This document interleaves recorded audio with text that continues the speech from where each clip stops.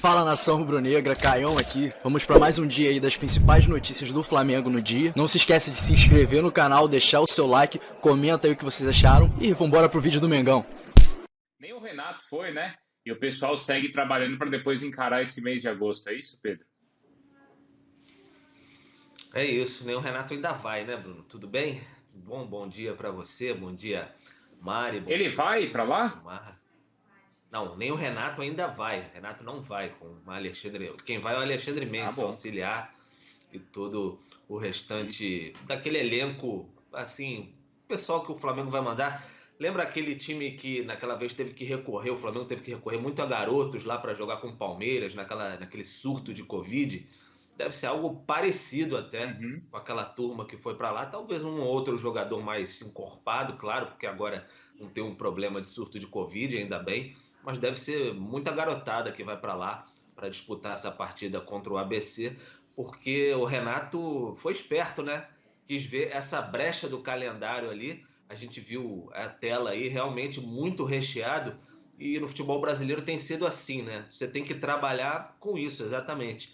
Quando você vê uma brechinha assim que você pode segurar um pouquinho o time e de repente aproveitar a semana e mandar uma equipe B ou C até, então você tem que aproveitar, descansar os jogadores para treinar mais um pouquinho, deixar, como diria René Simões, as pernas mais frescas, né, para a sequência da temporada. E aí é isso que o Renato está pensando, porque se o Flamengo seguir como deseja na temporada, muito forte nas três frentes aí, Libertadores, Brasileiro e também a Copa do Brasil, não tem muita previsão de que vai ter semana livre, não. Até porque mesmo que ele caia, digamos, numa Copa do Brasil, até mesmo Libertadores, ele tem 2 jogos a cumprir no Campeonato Brasileiro de rodadas atrasadas por conta do início do campeonato ali, que ele adiou, né? Então vai ter que preencher em algum meio de semana. Então a situação mais complicada do Flamengo está pensando nisso e por isso essa estratégia do Renato Gaúcho. Pedro, deixa eu só aproveitar. Primeiramente, bom dia, prazer estar com você. Eu percebi bem o seu texto, né, na matéria, e você fala do tom de voz do Renato. Do Renato dando uma equilibrada, tudo, porque existe uma euforia perfeitamente normal, porque afinal de contas o Flamengo tem jogado bem e tem colocado resultados assustadores até aos seus adversários.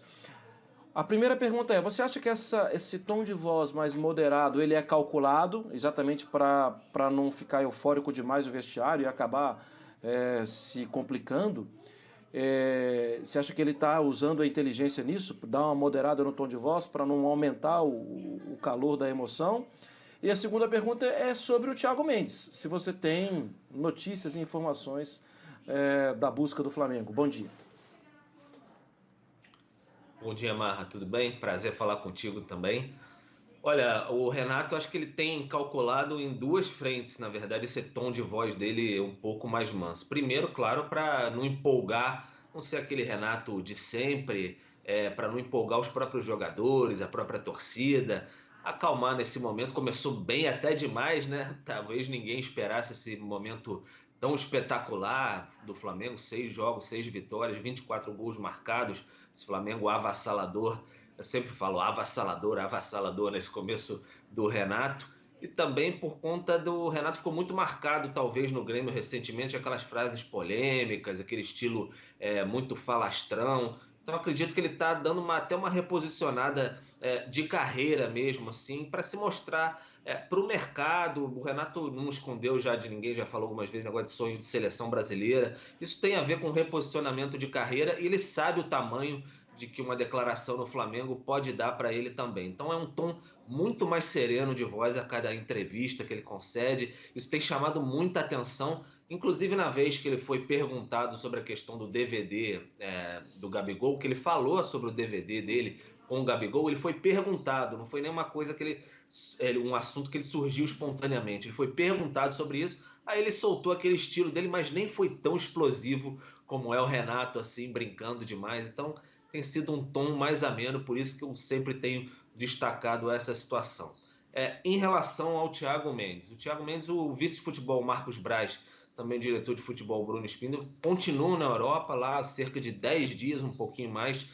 Eles seguem tentando conversas com o Lyon, já na França, enfim, tentando convencer o clube francês a liberar o jogador, se não por totalmente gratuitamente, por um valor muito pequeno, o Flamengo pagar apenas em 2022, porque o clube tem dificuldades no momento para liberar um valor mais alto, pagar um empréstimo mais alto pelo atleta. Recentemente, o Flamengo divulgou um balanço do semestre.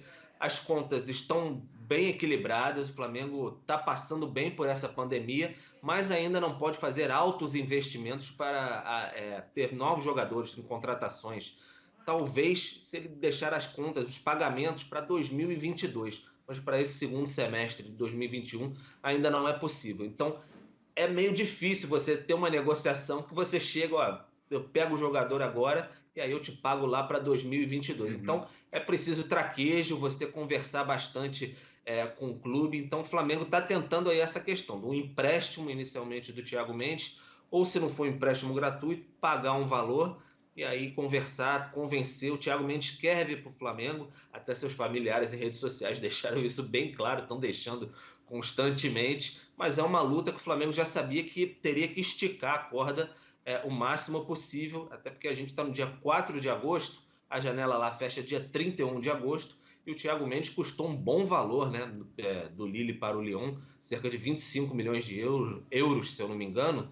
Então é natural que o clube francês também não queira ceder o jogador assim tão gratuitamente, queira colocar, por exemplo, uma obrigação de compra ao fim do empréstimo e não uma opção de compra para o Flamengo, um jogador já de 29 anos. Então tá nessa batida o Flamengo tentando aquele gelo no sangue do Marcos Braz, esperando para dar essa opção para o Renato Gaúcho, porque a gente está brincando aqui, tá tudo muito bom, tudo muito bem, uma alegria, o Flamengo avassalador, mas daqui a pouco tem data FIFA aí pela frente, o calendário com um jogo atrás do outro, que sempre possibilita lesão, suspensão.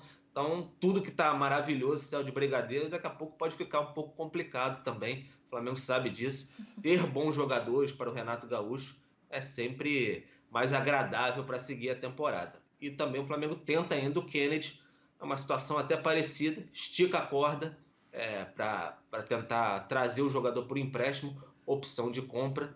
E aí trabalha também com essa questão. Quanto mais alongar a janela europeia, chegar mais próximo do fim dela, melhor para o Flamengo se esses jogadores não tiverem nenhum tipo de oferta do mercado europeu.